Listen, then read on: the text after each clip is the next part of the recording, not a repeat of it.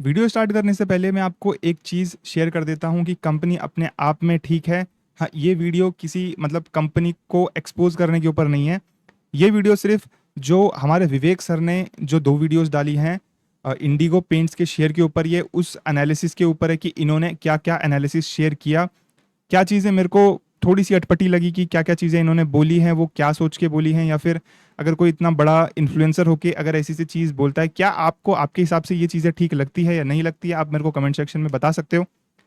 तो वो सब चीज़ें मैं आपके सामने रखूँगा और आप बताना कि आपके हिसाब से आपको क्या लगता है। तो हेलो एवरीवन, मेरा नाम अक्षांत है और आज की इस वीडियो में मैं फिर से आपका स्वागत करता हूँ। तो अभी रिसेंटली क्या हुआ था, जब मार्केट में एक डिप आई थी ना, तो मैंने कुछ स्टॉक्स पिक किए थे और उसमें से एक हमारा इंडिगो पेंट्स भी था। ठीक है, इंडिगो पेंट्स में मैंने एक अच्छा अमाउंट डालने के बाद फिर मैंने सोचा कि क्यों ना एक बार मैं यूट्यूब पे जाता हूँ और वीडियोस चेक करता हूँ कि इन्फ्लुएंसर्स ने वीडियो बनाई है या नहीं। तो सबसे टॉप पे मेरे को एक वीडियो देखने को मिलती है विवेक सर की, और ये इस वीडियो में जो बातें करते हैं, वो बातें जब मैंने सुनी तो मेरे को बहुत ज़्यादा अजीब चीज़ लगी। अजीब क्या लगी, पहले तो स्टॉक का टाइटल देखो आप, वीडियो का टाइटल देखो आप, Indigo Paint share a multibagger stock question mark. ठीक है, जब मैंने वीडियो पे क्लिक किया तो इन्होंने वीडियो में कहीं पर भी रिस्क के बारे में बात ही नहीं करी है। ठीक है, पूरी की पूरी वीडियो में अगर आप देखोगे ना तो आपको जाके ऐसा लगेगा कि बस पूरी मार्केट में एक यही शेयर है, इसको नहीं खरीदा ना तो हम बर्बाद हो जाएंगे।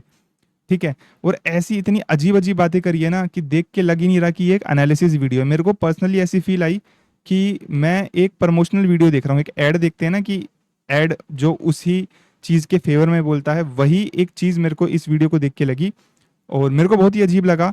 कमेंट सेक्शन में आप पूरी वीडियो देखने के बाद बताना कि आपको क्या फील लगी है आपको पूरी की पूरी वीडियो देखने के बाद। और सबसे पहले चलते हैं, देखते हैं कि विवेक सर ने क्या क्या चीज़ें बोली हैं। इंपॉर्टेंट पॉइंट है। जब हम यहाँ पर पेंट कंजम्पशन की बात करते हैं तो कई बार नजर आता है, हम लोग सोचते हैं पेंट को सिर्फ और सिर्फ हाउसिंग से या बिल्डिंग से रिलेट कर पाते हैं, जबकि ऐसा नहीं है। खासतौर से हाउसिंग से ही रिलेट करते हैं, जबकि जितने भी होटल्स हैं वो भी पेंट होते हैं, जितने रिजोर्ट्स हैं, रेस्टोरेंट्स हैं, हॉस्पिटल्स हैं, बिल्डिंग्स हैं, फैक्ट्रीज हैं या फिर कॉर्पोरेट ऑफिसेस हैं, ये सभी चीजें पेंट होती हैं। दूसरा, जितना भी हाईवे बनता है वो सारा हाईवे पेंट होता है। जितने भी साथ में स्ट्रीट लाइट्स लगती है वो भी पेंट होती हैं, ट्रक भी पेंट होते हैं, ट्रेन भी पेंट होती हैं, बसेस पेंट होते हैं, 3 व्हीलर 2 व्हीलर कार्स, ये जितनी भी चीजें, इवन एयरप्लेन और सबमरीन, जितनी भी चीजें हैं, हर तरफ हम लोग कलर्स को देखते हैं। तो जब कलर्स की बात आए तो सिर्फ और सिर्फ हाउसिंग को लेकर नहीं देखना चाहिए। पता चलता है कि एशियन पेंट इंडिगो पेंट से 44 टाइम्स बड़ी है। अब मेरा कहना यहाँ पर इस कैलकुलेशन को करने का पर्पस क्या है? इस कैलकुलेशन को करने का पर्पस है, जिस तरह की इंडिया में ग्रोथ रही है उस ग्रोथ के तहत, उस ग्रोथ के चलते नेक्स्ट 10-15 ईयर्स में इंडिगो पेंट एशियन पेंट जितनी कंपनी बन सकती है और एशियन पेंट एक्चुअल में इससे और बहुत बड़ी बन जाएगी। 44 टाइम्स होने में एशियन पेंट को कितने साल लगे? तो मई 2007 से लेकर अभी सितंबर 2022 है, 15 ईयर्स में एशियन पेंट 44 टाइम्स हो गई। तो जब मैं इस तरह की कैलकुलेशन करता हूं कि 44 टाइम्स हो जाएगी तो कई बार बहुत सारे डाउट क्रिएट होते हैं कि विवेक भाई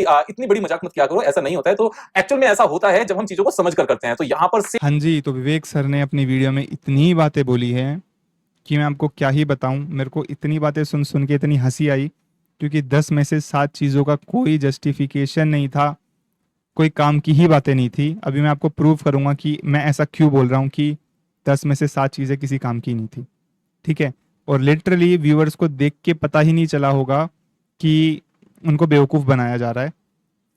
वीडियो के स्टार्टिंग में सर ने बोला है कि हाउसिंग पेंट्स, अगर हम पेंट को देखते हैं तो सिर्फ हमें हाउसिंग पेंट के ऊपर फोकस नहीं करना चाहिए। प्लेन पे भी पेंट लगता है, होटल में भी पेंट लगता है, रिजोर्ट में भी पेंट लगता है, हर जगह जहाँ आप देख रहे हो पेंट लगता है, वहाँ पे पेंट की रिक्वायरमेंट है। तो पेंट की इंडस्ट्री बहुत बड़ी है, मैं मानता हूँ पेंट की इंडस्ट्री बहुत बड़ी है। बट अगर इन्होंने कभी कंपनी की एनुअल रिपोर्ट जाके देखी है या एटलीस्ट मैनेजमेंट का एनालिसिस किया है, तो इनको पता होता कि मैनेजमेंट क्या बोलता है। आप ये चीज़ मानते हो कि नहीं कि, मेरे को एक बात बताओ, अगर मैं कोई कंपनी खरीदने जाता हूँ या किसी कंपनी का इन्वेस्टर बनना चाहता हूँ, तो मैं चाहूँगा ना कि मैं उसके मैनेजमेंट को समझूं कि भाई जो कंपनी को चला रहा है भाई उसका विजन क्या है, ये तो समझ लो सबसे पहले। ये आप समझते हो कि नहीं? अगर मेरे को बात बताओ, कंपनी का जो मैनेजमेंट है वो फुद्दू है, ठीक है, उसको ज़्यादा एक्सपीरियंस ही नहीं है, इंडस्ट्री कैसी भी है, बिजनेस कैसा भी है, क्या वो सरवाइव कर पाएगा? क्या वो ग्रो कर पाएगा? क्या वो अनसर्टेनिटी को हैंडल कर पाएगा वो मैनेजमेंट? आप मेरे को कमेंट सेक्शन में कमेंट करके बताना। ठीक है, तो सर ने मैनेजमेंट के ऊपर कोई एनालिसिस नहीं किया। सर ने क्या बोला, अगर हम पेंट को देखते हैं तो हाउसिंग पेंट को नहीं, इंडस्ट्रियल पेंट को भी देखो। प्लेन में भी पेंट लगता है, होटल्स में भी पेंट लगता है, हॉस्पिटल में भी पेंट लगता है। बट मैनेजमेंट आके क्या बोलता है कि हमारा प्योर फोकस है हाउसिंग पेंट पर, इंडस्ट्रियल पेंट पे अभी वो लोग फोकस नहीं करना चाहते हैं। अगर इन्होंने एनुअल रिपोर्ट पढ़ी होती तो इनको पता होता, ठीक है, कि मैनेजमेंट क्या बोल रहा है। मैनेजमेंट का विजन है, मैनेजमेंट चाहता है कि ये लोग सबसे पहले जो अपने पेंट्स है उसको प्रीमियम बनाए। किसके लिए? हाउसिंग मार्केट के लिए। हाउसिंग में जो घरों में पेंट लगते हैं घर को सुंदर सुंदर बनाने के लिए, जितने भी पेंट्स आते हैं अलग अलग टाइप के, मेरे को नहीं पता कितने ही आते होंगे, बट जितने भी आते हैं ये उसमें सबसे पहले एक वैल्यू ऐड करना चाहते हैं, ये एक नाम बनाना चाहते हैं हाउसिंग पेंट में, ठीक है, क्योंकि ये मार्केट एक अलग ही है इंडस्ट्रियल वाली। सबसे पहले चाहते हैं कि एक मार्केट को फोकस कर ले, इसको बड़ा बना ले, इसका हम लोग बाद में देखेंगे। ऐसा कौन कह रहा है? मैनेजमेंट, ठीक है। बट इन्होंने अपनी वीडियो में एक अलग ही सपना दिखा दिया है। दूसरी बात, इन्होंने क्या बोला, हमारा जो एशियन पेंट है मार्केट लीडर, वो 2007 से 2022 तक कितना हो गया? 44x। तो इन्होंने क्या बोला कि एशियन पेंट तो देखो हो गया 44x, तो आने वाले आप देख लो 15 सालों में, तो आने वाले 15 सालों में और आगे, मतलब 2022 के बाद एशियन पेंट तो और बढ़ेगा आगे, क्योंकि ग्लोबली भी बहुत ज़्यादा डिमांड है और इंडिया बढ़ेगा इंडस्ट्रियल पेंट की वाइज, या फिर डेकोरेटिव पेंट्स बोल लो, हाउसिंग पेंट बोल लो, ठीक है। तो एशियन पेंट तो ग्रो करेगा ही, बट जो इंडिगो पेंट है ना वो 44x हो सकता है। मेरे को एक बात बताओ यार, 2007 से लेकर 2022 तक चीजें अलग थी, कंज्यूमर अलग था, ठीक है, उनकी इनकम अलग थी, कंपटीशन अलग था, हर एक चीज अलग थी। उसके बिहाफ पे एशियन पेंट ने 44x ग्रोथ करी है। आपको लगता है क्या कि इंडिगो पेंट जो हमारा है वो भी सेम स्पीड से ग्रो कर पाएगा? अगर मैनेजमेंट अगर ये बात सुनेगा तो मैनेजमेंट हंस देगा भाई इस चीज पे, लिटरली भाई। मतलब ऐसी आप चीजें कैसे बोल सकते हो यार? मतलब इतने सपने दिखाए गए ना इस वीडियो में। अगर मैं किसी वीडियो का एनालिसिस, वीडियो कह रहा हूं, अगर मैं किसी स्टॉक का एनालिसिस कर रहा हूं ना, तो एटलीस्ट यार मैं फेयर चीजें रखूंगा कि मेरे को क्या लगता है, और फिर मैं आपको बताऊंगा रिस्क के बारे में। और सर ने रिस्क के बारे में पूरी वीडियो में कहीं बात ही नहीं की है। अब मैं आपको एक और चीज बताता हूं। देखो, जब इन्होंने वीडियो बनाई है तब इंडिगो पेंट्स का पी था 80x, ठीक है। अगर आप पी समझते हो पी क्या होता है, तो 80 का पी ना इतना ज्यादा है उसकी। देखो 80 का पी, 100 का पी, फर्क नहीं पड़ता अगर आपको उसका पूरा जस्टिफिकेशन मिले। पर क्या वीडियो में जस्टिफिकेशन सर ने दिया है? नहीं। जस्टिफिकेशन मतलब कि मान लो मैं आपको कोई कंपनी का एनालिसिस शेयर करता हूँ, उसका 80 का पी है, ठीक है, बट मैं क्या बोलता हूँ कि यार इसकी ग्रोथ इतनी ज़्यादा होगी ना कि अगर 1 साल में या 2 साल में एकदम से डबल करता है ना तो पी हाफ हो जाएगा, ठीक है। तो वैसे करके मैं कोई जस्टिफिकेशन दूंगा। अब मैं आपको बात बताता हूँ, 80 का पी ना दो तरीके से हो सकता है, मार्केट उसको ना सिर्फ दो तरीके से गिफ्ट कर सकती है। पहली चीज़ है कि मार्केट उसको ओवर प्राइस कर रही है। ओवर प्राइस मतलब कि जब होता है ना कि एक, देखो 2020 से, सॉरी 2020 से लेकर 2022 तक आपको पता है एक बूम फेज चल रहा था। बूम फेज में क्या होता है कि हर एक स्टॉक अंडर वैल्यू से ओवर वैल्यू की तरफ जाता है। तो 2022 एक ओवर वैल्यू वाला टाइम था, आप ये मानते हो कि नहीं मानते हो? ठीक है। बट सर ने अपनी वीडियो में कहीं पे भी ये डिस्कस नहीं किया है कि अभी हम एक बुलिश फेज में है, तो थोड़ा ध्यान रखना पी थोड़ी सी हायर साइड पे है। इतना भी बोल देते ना तो काम चल जाता, पर कहीं पे भी ये चीज नहीं बोली गई है। दूसरी चीज, 80 का पी अगर मार्केट गिफ्ट कर रहा है ना किसी कंपनी को, या तो ओवर प्राइस की वजह से हो सकता है कि हम बुलिश में फेज में हैं, तो थोड़ा संभल के रहना। दूसरी चीज, किसी भी कंपनी को मार्केट 80 का पी या ज्यादा पी तब दे सकता है तब मार्केट को लग रहा है कि ये कंपनी बहुत अच्छे तरीके से ग्रो करेगी अपने प्रॉफिट्स को, ठीक है। अगर मार्केट को लग रहा है कि आने वाले 1 साल में ये जो प्रॉफिट है ना, मान लो 200 करोड़ का, ये 400 करोड़ हो जाएगा, तो इसका पी आधा हो जाएगा। तो इसलिए कंपनी मार्केट जो है वो पहले ही उसको प्राइस कर रही है कि जल्दी हो जाएगा तो हम अभी प्राइस कर देते हैं उसको, ठीक है। तो इसलिए, बट अगर कहीं ये जो सपना है ना इन्वेस्टर्स का अगर ये टूट गया तो शेयर का प्राइस वापस नीचे आएगा, क्योंकि मार्केट को उसको 40 पी पे करना ही है। तो या तो प्रॉफिट डबल करवाओ, प्रॉफिट डबल अगर नहीं होता है तो इन्वेस्टर्स बेचना शुरू करेंगे और पी आधा हो जाएगा, ठीक है। क्योंकि हाई पी पे रहना, ऊपर इस ऊपर वाले पी पे रहना, सस्टेन करना बहुत ही मुश्किल है। आपको ये चीज़ें समझनी पड़ेगी। मेरे को एक बात बताओ, अगर कोई कंपनी कुछ ग्रो ही नहीं कर रही तो क्या वो 80 के पी पे सस्टेन कर पाएगी ज़्यादा लंबे समय तक? ऐसा हो ही नहीं सकता, क्योंकि उसके इन्वेस्टर्स को क्या लगेगा कि यार इतनी ज़्यादा पी पे, एक तो हमने महंगी पे कंपनी खरीद रखी है, ऊपर से कोई ग्रो ही नहीं कर रही है। ठीक है, अगर कोई ऐसी कंपनी है मान लो जिसकी ग्रोथ एक्सपेक्टेशन बहुत ज़्यादा है मार्केट को, तब जाके वो 80 का पी दे रहा है मार्केट उसको, तब वो बात अलग है। बट क्या कंपनी वैसी चीज दिखा पाती है मार्केट को, वो बात अलग है। ये चीज आपको समझनी पड़ेगी। यहीं से हमारा वो वैल्यू वर्सेस प्राइस वाला कॉन्सेप्ट आता है, जो मैंने आपको पिछली वीडियो में समझाया था। मैं आपसे रिक्वेस्ट करूंगा कि वो जो चीज़ है वो समझ ले, ताकि आपको पता चले कि वैल्यू वर्सेस प्राइस क्या होता है। अब आप देखो, इन्होंने वीडियो बनाई थी जब मेरे हिसाब से इसके आसपास, यहाँ पे 1500 का प्राइस था, 80 का पीई था। ठीक है, यहाँ पे आके ये एक डिप लगता है, ये एक सपोर्ट बना। अब मैं आपको ये सपोर्ट पता है क्यों बोल रहा हूँ और ये सपोर्ट नहीं बोल रहा हूँ, मैं बात बताता हूँ क्यों। जब इस टाइम पे, एक सेकेंड, यहाँ पे देखो, यहाँ से थोड़ा सा मार्केट में करेक्शन आया था 2023 में, फिर यहाँ से बाउंस बैक करता है और यहाँ पे थोड़ा सा, क्योंकि देखो शेयर का प्राइस तब तक ऊपर नहीं जाएगा या तो प्रॉफिट एकदम से बहुत ज्यादा बढ़े, या तो इन्वेस्टर्स एकदम से बाय करेंगे। इन्वेस्टर्स बाय तभी करेंगे जब कंपनी में कुछ लगेगा। ठीक है, तो यहाँ पे सस्टेन कर रहा था क्योंकि इन्वेस्टर्स को लग ही नहीं रहा था, या तो लोग होल्ड कर रहे हैं या बाइंग एंड सेलिंग सिर्फ एक ही लेवल पे हो रही है। ठीक है, इसके ऊपर जा ही नहीं रहा है क्योंकि कंपनी अपने आप को प्राइस कर ही नहीं पा रही है, पी को जस्टिफाई कर ही नहीं पा रही है। ठीक है, यहाँ पे इस वाले टाइम पता है क्या हुआ, मार्केट में सेलिंग आनी शुरू हुई है, सिर्फ कंपनी में नहीं प्रॉपर मार्केट में। तो दोबारा से शेयर का प्राइस गिरता है और यहाँ पे सपोर्ट लेता है।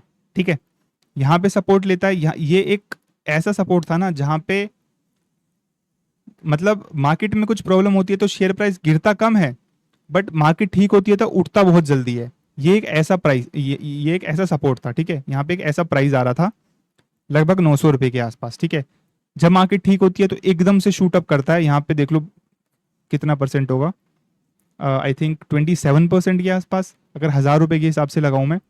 ठीक है, फिर मार्केट में एक और प्रॉब्लम हुई, अभी आपको पता ही है 2026 में भी क्या क्या क्या प्रॉब्लम्स चल रही है। तो यहाँ पे इसने सपोर्ट को तोड़ा और एक और सपोर्ट बनाया यहाँ पे, क्योंकि सेलिंग इतनी ज्यादा आई थी ना, तो पूरी की पूरी मार्केट धुल गई उस टाइम पे। ठीक है, मेरा एवरेज प्राइस अभी यहाँ पे है और मैं यहाँ पे और एक्यूमुलेट कर रहा हूँ क्योंकि मेरे को पी सही लग रही है। अभी मैं पी के साइड पे भी आप लोग को जाता हूँ और चीजें दिखाता हूँ। और मैं इस वीडियो में जितनी भी चीजें समझाने की कोशिश कर रहा हूँ उसका 50% भी अगर मैं समझा पाया और आप समझ पाए तो दोनों का काम हो जाएगा। ठीक है, तो प्लीज चीजें थोड़ा सा ध्यान से समझना और देखना, आपसे ये रिक्वेस्ट रहेगी मेरी साइड से, क्योंकि फायदा देखो यार आप ही का ही है। ओके, तो प्रॉफिट्स अगर मैं देखूँ ना तो कंपनी के रिपीटेड प्रॉफिट्स हैं 49, 144, 145। ठीक है, तो आपको लगता है क्या कि इन्वेस्टर्स 80 का पी इस कंपनी को देंगे, ऐसी कंपनी को जो ग्रोथ कर ही नहीं रही है? रीजन कुछ भी हो, रीजन चाहे इकोनॉमी की अच्छी ग्रोथ ना हो पाना हो, इकोनॉमी में कोई प्रॉब्लम हो, या रीजन कुछ भी हो, अगर प्रॉफिट्स रिपीटेड होंगे तो पी, मैंने आपको बताया इन्वेस्टर्स पी उसको कम करेंगे ही करेंगे क्योंकि वो डाइजेस्टेबल है ही नहीं। तो पी धड़ल्ले से नीचे गिरा क्या, देखते हैं। ये देखो 2000 अगर मैं 22 की बात करूं, ये देखो कितनी ज्यादा पी था। ये ज्यादा पी मैंने आपको बताया ये क्यों था, क्योंकि उस वक्त मार्केट ने रिकवर किया था अपने आप को, एक डाउन फेज से एक बुल फेज में आया था। और बुल फेज में जब आती है ना तो बहुत सारी चीजें ओवर प्राइस होती है। बुल फेज में एक ऐसा टाइम होता है जब कंपनियां ओवर प्राइस होती है ना, तो प्रमोटर क्या करता है, प्रमोटर सोचता है कि यार अब मेरी कंपनी ना बहुत ओवर प्राइस हो गई है, मैं थोड़ा सा माल खाली कर देता हूँ। मेरे को एक बात बताओ, प्रमोटर जो कंपनी का मालिक है उससे ज्यादा किसी को पता है कि कंपनी का प्राइस क्या होना चाहिए क्या नहीं? जो कंपनी को चला रहा है भाई उसको पता ही होगा कि कितनी ग्रोथ होगी, किसी भी आदमी से ज्यादा अच्छा पता है उसे। ठीक है, तो ऐसा टाइम होता है जहां पे प्रमोटर अपना जो माल है वो खाली करते हैं बुल फेज में। तो आपको ये चीजें समझनी है और ध्यान रखनी है। ठीक है, अब इस कंपनी का पी जो है 27 है। देखो आपको ना मालिक के प्रोस्पेक्टिव से जब आप देखोगे ना कि एक मालिक इस कंपनी को कब बाय करेगा, ठीक है, तो उस पॉइंट पे जब आप बाय करोगे ना तो आपको चीजें समझ में आएगी और आप बेटर प्राइस पे खरीद पाओगे। अभी इस कंपनी का पी 27.5 है और मैंने ये चीज समझी कि 27 का थोड़ा ज्यादा हो सकता है, पर इंडस्ट्री के हिसाब से अगर मैं देखूं और ग्रोथ के हिसाब से देखूं तो मेरे को ये पी कहीं ना कहीं थोड़ा जस्टिफाइड लग रहा है कि थोड़ी सी जब ग्रोथ आएगी, इकोनॉमी भी रिकवर करेगी, ग्रोथ आएगी, तो ये पी अपने आप में जस्टिफाई हो जाएगा, कोई ज़्यादा बड़ी बात है नहीं। और मेरे को लगता है अगर 4 साल में भी अगर ये प्रॉफिट डबल करती है, अगर मैं एक कंजर्वेटिव नंबर दूं, कंजर्वेटिव नंबर मतलब अगर मैं मिनिमम से मिनिमम बोलूं, तो 4 साल में भी अगर ये प्रॉफिट अपने डबल कर देती है, तो पी को सस्टेन करने के लिए क्या इस प्राइस को डबल करना पड़ेगा? बिल्कुल करना पड़ेगा, जबकि मेरे को लगता है 4 साल से जल्दी ही हो जाएगा। बट अगर मैं प्रॉफिट लेवल पे देखूं और इकोनॉमी की अभी हालत भी देखूं, तो 4 साल का अनुमान अगर मैं लगाऊं, तो 4 साल में भी अगर स्टॉक प्राइस डबल होता है तो कोई प्रॉब्लम नहीं है, तो मैं अक्यूमुलेट करूंगा इस हिसाब से सोच के। अगर उससे ज्यादा मेरे को मिल जाता है तो मेरे को कोई प्रॉब्लम नहीं, अच्छी ही बात है फिर तो। बट मैं ऐसे ही एनालिसिस करता हूं। और दूसरी बात, अगर मार्केट में मनी का फ्लो उस टाइम अचानक से बढ़ जाता है, अगर हम बुल फेज में आ जाते हैं, तो हो सकता है इसका प्राइस मेरे को 2000 भी देखने को मिले। ठीक है। एक और बात मैं बताता हूँ, पूरी वीडियो में उन्होंने रिस्क के ऊपर कहीं भी बात नहीं करी है कि बिजनेस रिस्क क्या है, मैनेजमेंट क्या रिस्क बोलता है, जो भी चीजें हैं कुछ भी बात नहीं है। ये चीज भी मेरे को बुरी लगी। अब आप ये चीज देखो, पहले पब्लिक के पास कितना ज्यादा होल्डिंग थी, अब पब्लिक के पास कितनी ज्यादा है, आपको दिखाई दे रहा है डिफरेंस। डीआईआईज अब इंटरेस्टेड हो चुके हैं इसका माल खरीदने में, quarter on quarter DIIs invest कर रहे हैं। ठीक है, तो ये एक अच्छा पॉइंट है, इसलिए मैंने इस कंपनी में अपना इन्वेस्टमेंट बढ़ाया है, एक्यूमुलेशन इंक्रीज कर दिया है, क्योंकि मैं समझता हूँ ये चीज़ कि पब्लिक है ही नहीं। देखो, पब्लिक जो इम्पेशेंट प्लेयर्स है ना, वो यहाँ से निकलने की कोशिश कर रहे हैं, क्योंकि पब्लिक नहीं समझती है भाई। पब्लिक को ऐसा लग रहा है ना कि कोई शेयर अगर 3-4 साल से बढ़ ही नहीं रहा है, तो उनको नहीं पता कि वो नहीं देखेंगे भाई, वो सोचेंगे यार फालतू शेयर दे दिया मेरे को, लिख लो। वो नहीं देखेंगे कि यार डीआईएस बढ़ रहे हैं, कुछ हो रहा है शेयर में, वो ये सब चीजें नहीं समझेंगे। ठीक है। एफआईआईज को मैं जनरली इतना नहीं देखता हूं, क्योंकि एफआईआईज सिर्फ और सिर्फ मनी के फ्लो पे डिपेंड करते हैं। अगर इंडिया जैसी कंट्री अगर उन्हें उतनी अट्रैक्टिव नहीं लगेगी, तो सारी की सारी कंपनी के एफआईआईज धीरे धीरे कम होंगे ही होंगे। जब ये वापस आएंगे तो ऑब्वियसली हमें बेटर प्राइसिंग देखने को मिलेगी शेयर की। जब मैं प्रमोटर में गया तो मैंने एक चीज़ देखी, देखो 2024 दिसंबर के क्वार्टर के बाद, यानी कि मार्च के क्वार्टर में जो प्रमोटर ग्रुप का एक पार्टनर है, उन्होंने अपनी होल्डिंग बढ़ा दी। तो प्रमोटर यहाँ पे अपना जो स्टेक है वो बढ़ा रहा है, तो ये एक अच्छा साइन है। जब तक आप कंपनी में डूब नहीं जाओगे ना, आपको कंपनी का मालिक बनना है, आप समझ रहे हो। चाहे आप 1 लाख रुपए लगा रहे हो, चाहे 10 लगा रहे हो, आपको कंपनी के मालिक के हिसाब से देखना है। आपको देखना चाहिए कि कहाँ पे कंपनी के मालिक को अंडर वैल्यूड लगेगी कंपनी। और अंडर वैल्यूड आपको समझ में आएगा जब आप चार्ट्स भी देखोगे, कंपनी की बैलेंस शीट सब कुछ देखोगे, एनुअल रिपोर्ट भी देखोगे, कौन कॉल में कंपनी की टोन भी पढ़ोगे कि कंपनी का मैनेजमेंट कौन कॉल जब आती है उसमें क्या टोन है उसकी, वो सब समझोगे, तब जाके आपको एक बेटर चीज़ मिलेगी। आप क्या समझ रहे हो, सीधा वीडियो देखी लोगों की और इन्वेस्ट कर दिया, ऐसे आपको लगता है 40x वाले शेयर आप पकड़ लोगे?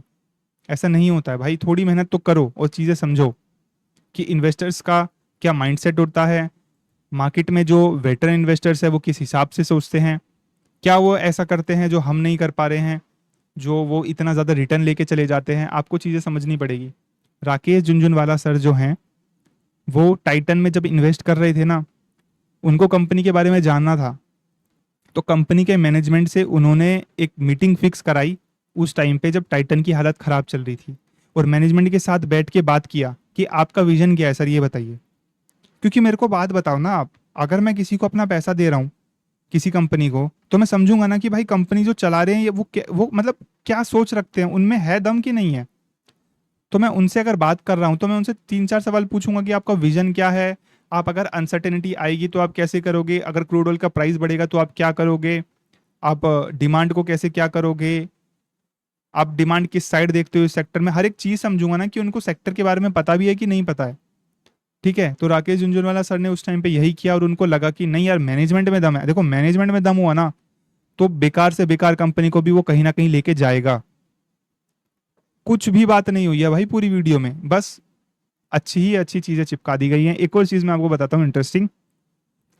आज ही मेरे को पता चला कि अगर एक इन्फ्लुएंसर है ना, फाइनेंस इन्फ्लुएंसर, और अगर वो आईपीओ की रील को प्रमोट करता है तो उसको 3 से 4 लाख रुपए मिलते हैं। सिर्फ रील प्रमोट करने के। सोचो 25 मिनट की वीडियो बनाने के उसको कितने पैसे मिलते होंगे। बस उसको क्या करना है, कंपनी की अच्छी अच्छी बातें बोलनी है, फर्क नहीं पड़ता कंपनी का 80p है या 90p है, अच्छी अच्छी बातें बोलो बस। तो सोचो आपको उसको कितना मिलता होगा। मैं ये नहीं कह रहा कि इनका पेड प्रमोशन था, मैं मार्केट में बता रहा हूँ कितनी चीज़ें चलती है। कृपया करके इन सब चीज़ों से बचे रहें, क्योंकि आपका फंड, आपकी जेब खाली करने के लिए ही ये सब चीज़ें होती हैं मार्केट में। तो आपको ये सब चीज़ें समझनी पड़ेंगी। अब मैं एक चीज़ और बताता हूँ आपको। अगर आप इनसाइडर ट्रेड्स में जाओगे ना, तो प्रमोटर का ग्रुप जो है उन्होंने अपनी जेब ढीली करी है, यानी कि शेयर्स ढीले करे 2021 में। देखो कितना भर भर के माल बेचा है, 29 करोड़, 3 करोड़, 3 करोड़। ये जेब ढीली पता है क्यों करी है? क्योंकि उनको पता है भाई कि 2600 रुपये पे, 2700 रुपये पे इतनी ज़्यादा वैल्यू ने, आईपीओ का टाइम था आई थिंक, तो इतनी ज़्यादा वैल्यू दी ना उस टाइम पे कि अभी तक प्राइस वहां तक आ ही नहीं पाया, क्योंकि जस्टिफाई नहीं कर रहा ना दोस्त। अगर आप समझो, अभी मैं, मेरा एवरेज प्राइस मैंने आपको बताया 935 के आसपास है जहां तक मेरे को याद है। तो अब ये, अब से 3 साल बाद और 4 साल बाद, अब से जाके कंपनी अच्छे ग्रो करती है, तब जाके 3000 होता है मान लो, 3 से 4 साल बाद, अभी भी मैं 4 साल आगे बोल रहा हूँ, तब जाके जस्टिफाई करेगा। तो 2021 का प्राइस कब होएगा ये? अभी 2026 चल रहा है, 27, 28, 29 या 30, 29 में जाके अब ये 3000 पे अब ये वापस जाता है। तो सोचो प्रमोटर ने कब बेचा था? 2021 में। 21 कहाँ और 29 कहाँ? 9 साल 10 साल बाद प्रमोटर को वापस वो प्राइस देखने को मिला है। तो प्रमोटर को पता है भाई कि कब बहुत ओवर वैल्यूड है, कब अंडर वैल्यूड है, कब क्या है, कब क्या नहीं है। क्योंकि मैनेजमेंट को पता है भाई कि कंपनी में क्या चीजें चल रही है, क्या चीज नहीं चल रही है। तो ऐसे कंपनी रीड करो। आप क्या सोचते हो स्क्रीनर पे चार चार चीजें देख ली और काम हो गया? ऐसे नहीं होता यार। कृपया करके चीजें समझें और कैपिटल अपनी बचाएं, चीजें बचाएं। बस मेरा ये वीडियो बनाने का यही मोटिव था। ऐसा कुछ नहीं कि मेरी उनसे कोई दुश्मनी है विवेक सर से, ऐसा कुछ नहीं है। कुछ कुछ वीडियो मेरे को सर की अच्छी लगी है। अगर मैं पर्सनली बोलूँ, मैंने कुछ कुछ वीडियोस देखी हैं जहाँ पे उन्होंने आई थिंक एक रिटेलर के विजन के ऊपर बात करी थी। उन्होंने बोला था कि अगर किसी रिटेलर को अच्छा कैपिटल बनाना है, 10 लाख को बहुत ज़्यादा बढ़ाना है, तो उसको अच्छा, मतलब लाइक 20 से 25% अगर CAGR वो कलेक्ट करता है तो over the period of time वो अच्छा बन सकता है। तो वो चीज़ भी मेरे को उनकी अच्छी लगी थी। कुछ कुछ चीज़ें मेरे को अच्छी लगी है, कुछ वीडियोस मेरे को उनकी अच्छी लगी है। बट ये जो एनालिसिस किया ना उन्होंने, मेरे को बहुत अटपटा सा लगा। मेरे को पता नहीं, ऐसा लगा कि यार ये तो सिर्फ मीठा ही मीठा दिखा रहे हैं, कड़वा तो कुछ दिखाई नहीं रहे हैं। तो ये सब चीज़ें होती हैं। प्लीज़ कृपया करके चीज़ें समझें और बचे रहें ऐसी सब चीज़ों से, कैपिटल बचाएं। आज की वीडियो गाइस यहीं तक ही रखते हैं।